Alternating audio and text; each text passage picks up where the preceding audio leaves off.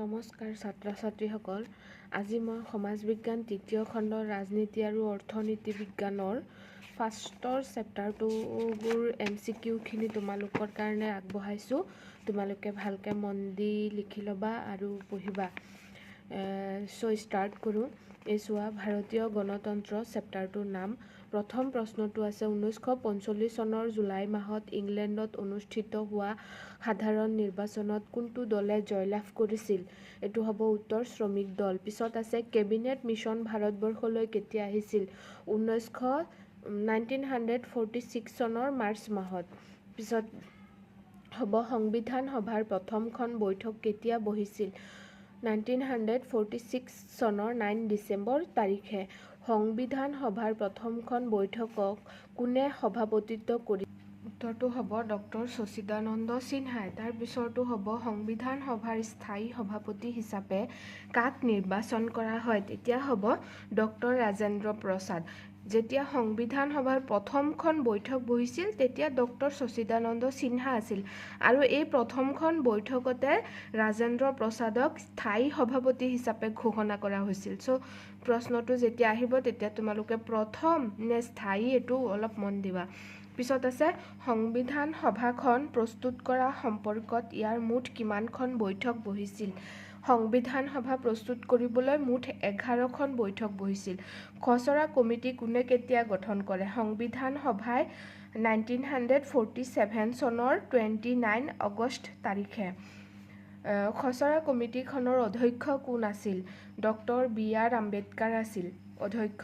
খচৰা কমিটিয়ে সংবিধানখনৰ খচৰা প্ৰস্তুত কৰি কেতিয়া আৰু কাৰ ওচৰত দাখিল কৰিছিল? 1949 চনৰ 26 নৱেম্বৰ তাৰিখে ডক্টৰ ৰাজেন্দ্ৰ প্ৰসাদৰ ওচৰত দাখিল কৰিছিল আৰু সেই ডক্টৰ ৰাজেন্দ্ৰ প্ৰসাদে ছাইন কৰাৰ ছিগনেচাৰ কৰাৰ লগে লগেই আমাৰ ভাৰতীয় এখন নিজা সংবিধান হ'ল সেই দিনাৰ পৰাই। সংবিধানখন কেতিয়া বলবৎ কৰা হয়? 1950 চনৰ 26 জানুৱাৰী তাৰিখে বলবৎ কৰা হৈছিল। পিছত আছে 1947 চনৰ 15 আগষ্টৰ পৰা 1950 চনৰ 26 জানুৱাৰী তাৰিখলৈকে ভাৰতবৰ্ষৰ শাসন ব্যৱস্থা কি আইন অনুসৰি চলিছিল? 1935 চনৰ ভাৰত চৰকাৰ আইন অনুসৰি চলিছিল।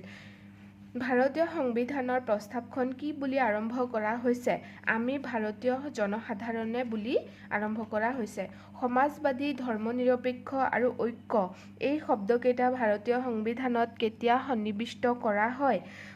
1976 চনৰ 18 ডিচেম্বৰ তাৰিখে হোৱা 42তম সংবিধান সংশোধনৰ দ্বাৰা এই শব্দ তিনিটা আমাৰ সংবিধানত সন্নিৱিষ্ট কৰা হৈছিল।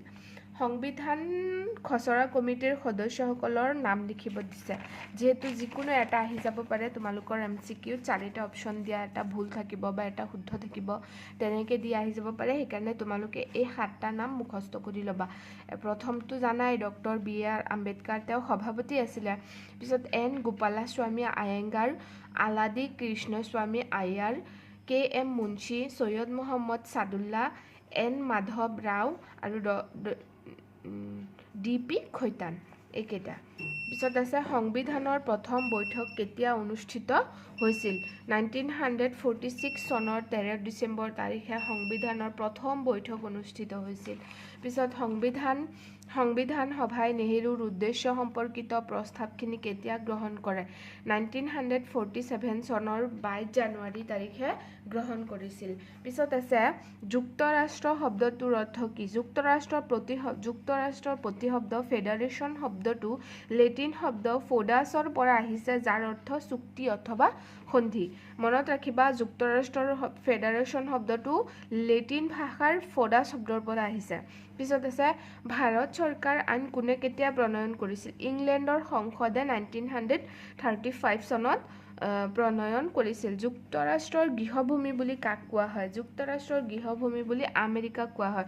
যিহেতু যুক্তৰাষ্ট্ৰৰ যোনটো ভাৱধাৰা তেতিয়া আমেৰিকাই প্ৰথমতে গ্ৰহণ কৰিছিল, যুক্তৰাষ্ট্ৰীয় যোনটো চিন্তাধাৰা সংবিধানত প্ৰণয়ন কৰিছিল, সেইকাৰণে আমেৰিকাক যুক্তৰাষ্ট্ৰৰ গৃহভূমি বুলি কোৱা হয়। যুক্তৰাষ্ট্ৰীয় পদ্ধতিৰ প্ৰথম প্ৰৱৰ্তন ক'ত হৈছিল? আমেৰিকা যুক্তৰাষ্ট্ৰতে। এই অথনি কোৱা কথাখিনি।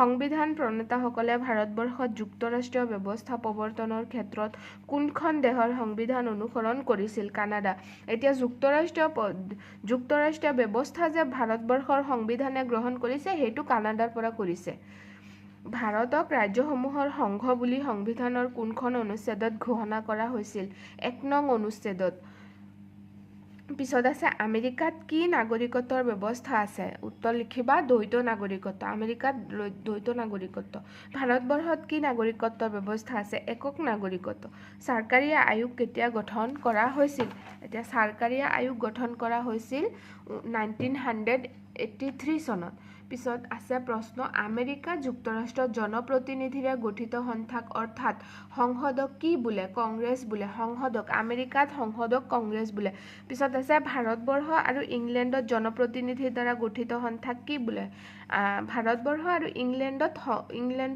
সংসদক সংসদেই বোলে পিছত আছে ভাৰতবৰ্ষৰ সংসদ কেইখন সদনৰ দ্বাৰা গঠিত আৰু কি এতিয়া দুখন সেই সদন দুটা হ'ল লোকসভা আৰু ৰাজ্যসভা পিছত আছে সংসদীয় গণতন্ত্ৰ কাক বোলে সংসদক প্ৰাধান্য দি পৰিচালিত হোৱা গণতান্ত্ৰিক ব্যৱস্থাকে সহজ অৰ্থত সংসদীয় গণতন্ত্ৰ বোলে আমাৰ দেশৰ সংবিধানত সংসদীয় পদ্ধতি প্ৰৱৰ্তন কৰাৰ ক্ষেত্ৰত কোন দেশৰ সংবিধান অনুসৰণ কৰা হৈছে ইংলেণ্ডৰ সংবিধান পিছত আছে ইংলেণ্ডৰ উচ্চ সদনটোৰ নাম কি হাউচ অফ লৰ্ডছ উচ্চ সদনটোৰ নাম আৰু আমাৰ দেশত সংসদীয় পদ্ধতিৰ ক্ষেত্ৰত ইংলেণ্ডৰ সংবিধান আৰু যুক্তৰাষ্ট্ৰীয়ৰ ক্ষেত্ৰত এইটো কানাডাৰ সংবিধান এইটো মনত ৰাখিবা প্ৰস্তাৱনাত থকা গুৰুত্বপূৰ্ণ শব্দকেইটা কি প্ৰস্তাৱনাত আছে সাৰ্বভৌম সমাজবাদী ধৰ্মনিৰপেক্ষ গণতান্ত্ৰিক আৰু প্ৰজাতন্ত্ৰ এইকেইটা শব্দ গুৰুত্বপূৰ্ণ কেবিনেট মিছন কি আছিল এতিয়া আছে কেবিনেট মিছন আছিল ইংলেণ্ডৰ 3জন কেবিনেট মন্ত্ৰীৰে গঠিত এটা গোট ব্ৰিটিছ চৰকাৰে কেবিনেট মিছনক ভাৰতলৈ কিয় পঠিয়াইছিল ভাৰতবৰ্ষৰ বাবে এখন সংবিধান ৰচনাৰ কাৰণে প্ৰয়োজনীয় পৰিৱেশ আৰু প্ৰস্তুতি চলাবৰ অৰ্থে পঠিয়াইছিল কাৰ তৎপৰতাত সংবিধান সভা গঠন হৈছিল কেবিনেট মিছনৰ তৎপৰতাত সংবিধান সভা গঠন হৈছিল এতিয়া খচৰা কমিটিখন কিমানজন সদস্যক লৈ গঠিত হৈছিল 7 জনে অলপ আগত নামকেইটা ক'লো যে সেইকেইজনক লৈ সংবিধানৰ খচৰাখন প্ৰস্তুত কৰিবলৈ কিমান বছৰ সময় লাগিছিল প্ৰায় 3 বছৰ এইটো বছৰটো আছিলে 2 বছৰ 11 মাহ 18 দিন প্ৰায় 3 বছৰ মানে 2 বছৰ 11 মাহ 18 দিন এইখিনি সময় লাগিছিল সংবিধানৰ খচৰা প্ৰতিলিপিত কোনে কেতিয়া স্বাক্ষৰ কৰাৰ লগে লগে ভাৰতবৰ্ষৰ জনগণই নিজাকৈ এখন সংবিধান লাভ কৰে ডক্টৰ ৰাজেন্দ্ৰ প্ৰসাদে 1949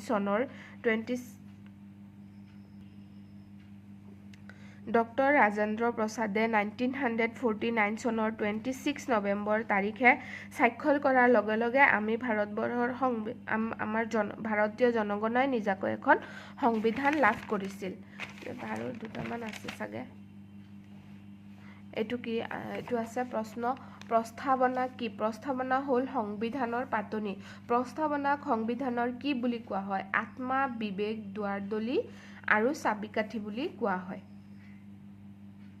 সো এইকেইটাই আছিলে আজিৰ প্ৰশ্ন তোমালোকৰ কাৰণে আগবঢ়াইছিলোঁ এতিয়া তোমালোকে চেনেলটো অলপ যদি ভাল লাগে প্ৰশ্নকেইটা তোমালোকৰ কষ্ট নহ'ব এইখিনি খালি লিখিলে হ'ব উলিয়াবলৈ কষ্ট কৰিব নালাগিব যিহেতু মই প্ৰত্যেকটো লাইন পঢ়ি প্ৰশ্ন উলিয়াইছোঁ একো বাদ পৰা নাই তেনেকৈ আৰু যদিও বাদ পৰিছে তেতিয়াহ'লে তোমালোকে কমেণ্টত লিখি দিবা তেতিয়া বেলেগ কোনোবাই চালেও পাই যাব আৰু ময়ো ইয়াত এড কৰি দিম জেগা ৰাখি থৈছোঁ মই সেইকাৰণে কৈছোঁ তোমালোকে অলপ হেল্প কৰিবা আৰু ছাবস্ক্ৰাইব কৰি দিবা আৰু লাইক কমেণ্ট কৰি দিবা শ্বেয়াৰ কৰি দিবা যদি ক্লাছ 10ৰ আৰু কোনোবা তোমালোকৰ লগৰ আছে তেওঁলোককো দি দিবা তেওঁলোকৰো অলপ সহায় হ'ব বিশেষকৈ চৰকাৰী স্কুলত পঢ়া ষ্টুডেণ্টবিলাকৰ বেছি সহায় হ'ব প্ৰাইভেট স্কুলততো মেক্সিমাম ক্ষেত্ৰত কৰায়ে দিয়ে চ' থেংক ইউ তোমালোকে অলপ মৰম দিবলৈ চেষ্টা কৰিবা নমস্কাৰ